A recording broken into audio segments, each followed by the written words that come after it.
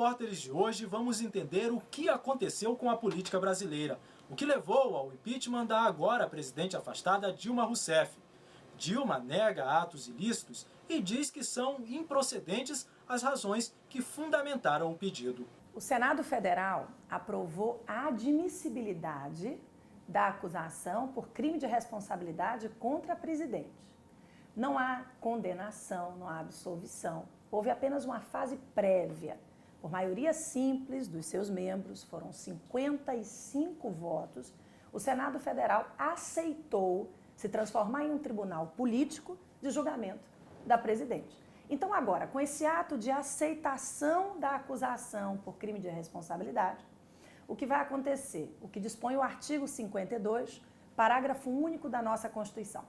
O Senado se transformará em um tribunal político de julgamento e, em conjunto com o artigo 86 da Constituição, a presidente ficará suspensa de suas funções. Agora nós vamos ter o que, na verdade, é a repetição das fases anteriores.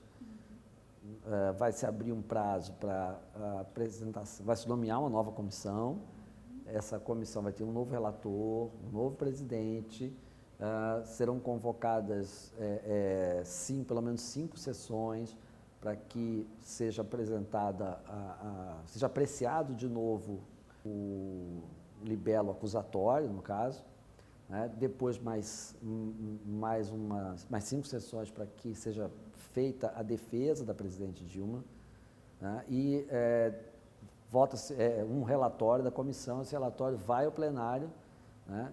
Nesse processo podem ser convocadas testemunhas, especialistas, enfim, vários tipos de depoimentos, juntada de novos documentos e assim por diante. O juízo de admissibilidade inicial da acusação foi feito pela Câmara dos Deputados. O segundo juízo de admissibilidade foi feito pelo Senado e agora o Senado toma a condução do julgamento.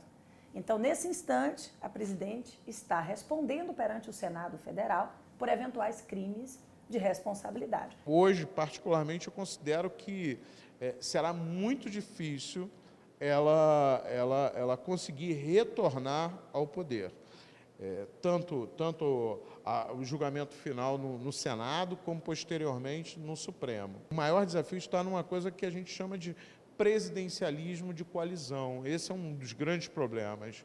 Porque, mesmo que ela volte, o grande desafio vai ser como fazer o Congresso andar. E o Congresso, é no Congresso que existe uma série de problemas do país. Problemas que espelham parte da nossa sociedade.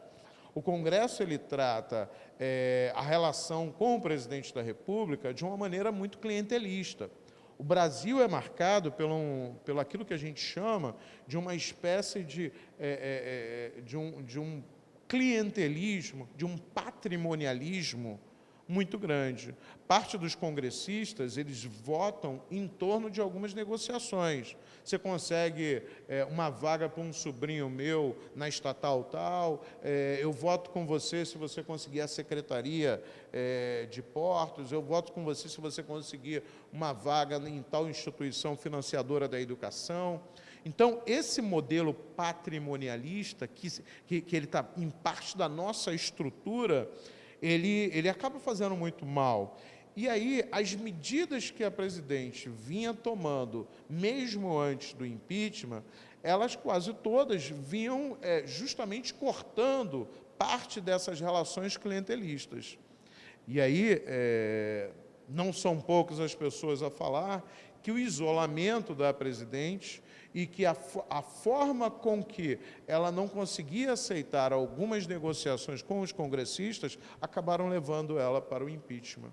Se os senadores condenarem a presidente, quais são as 2 sanções do impeachment? A perda do cargo somada à inabilitação ao exercício de qualquer cargo, emprego ou função pública pelos próximos 8 anos. Então não há prisão, não há cassação de direitos políticos, nada disso. São 2 as sanções do impeachment, conforme o artigo 52, parágrafo único da Constituição.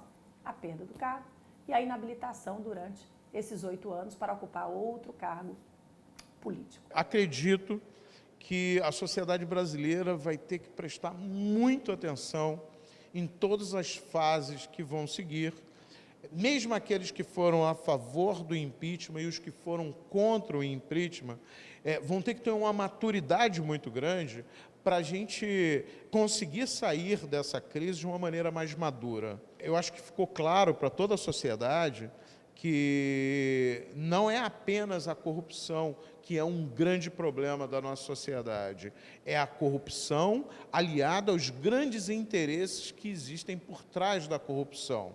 O corruptor, o grande empresariado, parte desses agentes públicos, eles, na verdade, levam a sociedade brasileira para uma determinada direção. E essa direção que nós estamos tomando, ela é muito ruim. O Brasil está entrando num momento de enfrentamento e de crise em uma série de áreas que não éramos para estar. A sociedade, então, tem que começar a cobrar mais, tem que participar mais. Em quem eu votei na última eleição? O que esse cara está fazendo? O que esse cara fez? Qual é a ficha dele? Ele tem ficha suja? Ele tem ficha limpa? Qual é a relação dele com o poder? Ele já foi candidato alguma vez? Ele responde por algum processo? É importante agora que a sociedade também chame a atenção para si, chame a responsabilidade para si. Porque quando a sociedade começa a não apenas a participar no dia da eleição, mas ela passa a ser uma espécie de vigia constante dos políticos, a sociedade muda como um todo. O Estado muda como um todo. O que essa sociedade não pode admitir são retrocessos como a falta de participação de mulheres, a falta de participação de negros, o desmonte de uma estrutura cultural que acho que vai impactar muito o país nesse momento. O impeachment foi um golpe? É o assunto do próximo bloco. Não saia daí.